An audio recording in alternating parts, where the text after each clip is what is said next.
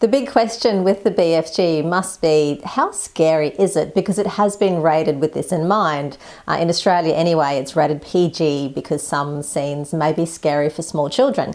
Well, personally, I don't think it's that scary. In fact, the scariest scene is what you see in the trailer. So if you're a little bit concerned about how your child might react in the film, then perhaps watch the trailer first and give them an idea of what to expect. And the scene I'm talking about in particular, the one which is probably the most tense and I guess the most scary in the film, is the one where the giant spies our little Sophie at the beginning of the film, and then his hand reaches through the window of an orphanage and grabs her, and then he runs away with her into giant country. So for me anyway, this was the most tense and kind of scary part of the whole film. I mean, the idea, of course, of being taken during the night, being whipped away by some very large and kind of scary looking, but not really, stranger, and not knowing where you were going.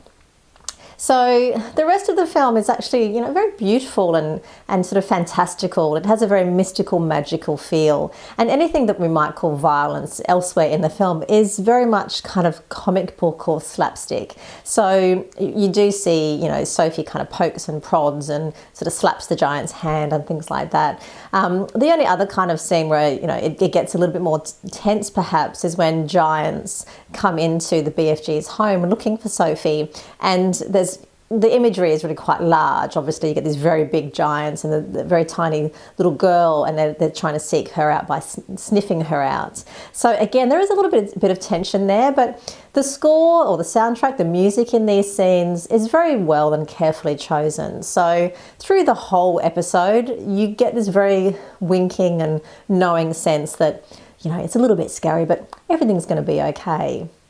I mean, I don't really, recall any point where you really feel like something dreadful is going to happen. And certainly my children, when I spoke to them afterwards, felt that way as well. They kind of knew that it wasn't going to be, a dreadful ending or anything like that in these scenes. They knew that little Sophie was going to come out okay. And elsewhere you see characters bump their heads and fall over and trip. One gets smacked in the crotch area. There's a bit of humour. But there is one scene where the BFG is kind of bullied by the older giants, and you see him thrown through the air and toyed with, if you like. So that's probably the only other scene which might be worth mentioning before you go in. Otherwise, the film is very much, it's just beautiful. It's beautiful to look at. It's enchanting and magical. It's very faithful to the book, so it's quite easy to watch. And if you have read the book, look, I definitely recommend you reading it before you go and see the film. If you have read the book, then you'll very much already know what to expect in the film. Not a whole lot actually happens. So those slight little dramatic moments, are kind of brief and in between all this other sumptuous beauty that you get to watch through the rest of the film.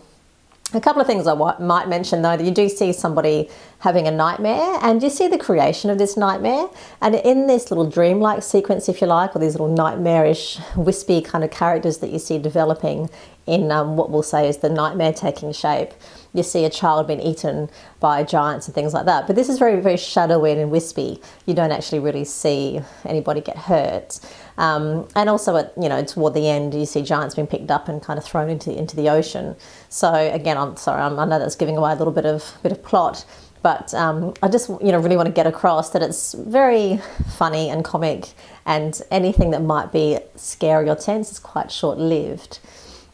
The only other thing I did want to mention is there is a scene when Sophie comes across a room where a boy used to live, and we don't really know. We don't find out what happened to him. So the BFG looks very sad when he's reflecting about this boy. So we don't know if he was taken or eaten or died or just left of his own free will. So that might raise a few questions afterwards, perhaps on the way home, because we don't really know what happened to this boy. We just know that he was very happy there and now he's gone.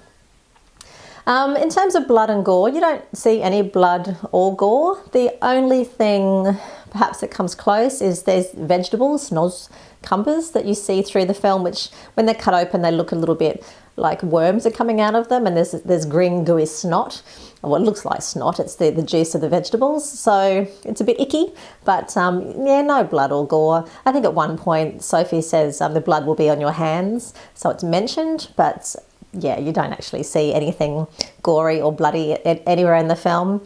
Alcohol and drugs. There's no drugs anywhere in the film, and no real use of alcohol. In the very beginning scene, you see an exterior shot of a pub, and you hear drunken, loud noises coming from inside the pub.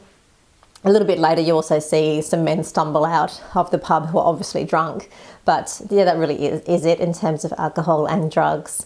And swearing, same goes with swearing. Absolutely no swearing anywhere in the film. There's a little bit of name calling, and children will be delighted to hear there are a huge amount of fart jokes in the film. The fart jokes are very heavy in this film, so be prepared for that one. And they're actually quite funny as well. So, you might get a giggle out of it as well. I think that pretty much sums up the film the best way I can. My kids all loved it. They thought it was absolutely beautiful.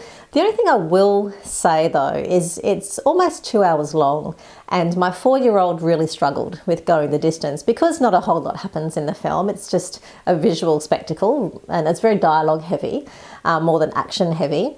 So he kind of got a little bit bored in the middle. It was a bit sluggish for him, and he just got lost with all the talking. So, being asked for ice cream every 2 minutes wasn't really the best way for me to enjoy this film, but, we got through it. So maybe keep that in mind, that younger children might need a little bit of entertaining during the film, or you might have to expect a few toilet breaks through the film, because 2 hours is a fairly long time, particularly for kids around, 4 and younger.